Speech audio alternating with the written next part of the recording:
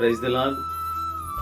ఎలా జీవించాలి, ఏ విధంగా బ్రతకాలి, నాకేం దొరుకుతుంది, నేను ఏ విధంగా నా జీవనాన్ని కొనసాగిస్తాననేటువంటి ఆలోచన, చింత మీలో ఉందా? ఈరోజు దేవుని మాట మత్తయి సువార్త 6వ అధ్యాయం 33వ వచనంలో, ఆయన రాజ్యమును నీతిని మొదట వెతుకుడి.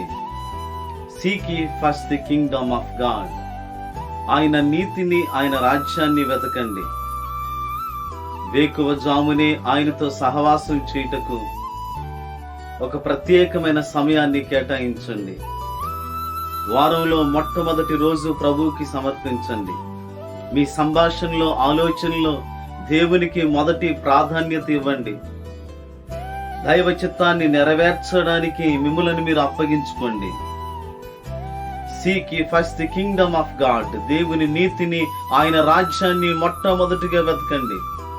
ఏమి తిందుమో, ఏమి త్రాగుదుమో, ఏమి ధరించుకుందామనేటువంటి ఆలోచన మీకు అవసరం లేదు. కారణం ఏంటంటే, మనం ఆరాధిస్తున్న దేవుడు ఈ సృష్టికి మించిన దేవుడు, అతీతమైన వాడు. ఆయన సమస్తాన్ని తన స్వాధీనంలో ఉంచుకున్నవాడు. నిన్ను ఏ విధంగా పోషించాలో ఆయనకు తెలుసు. ఆయన రాజ్యాన్ని వెతకండి, ఆ రాజ్యంలో పాలిభాగస్తులు కండి, దేవునితో సహవాసం చేయండి.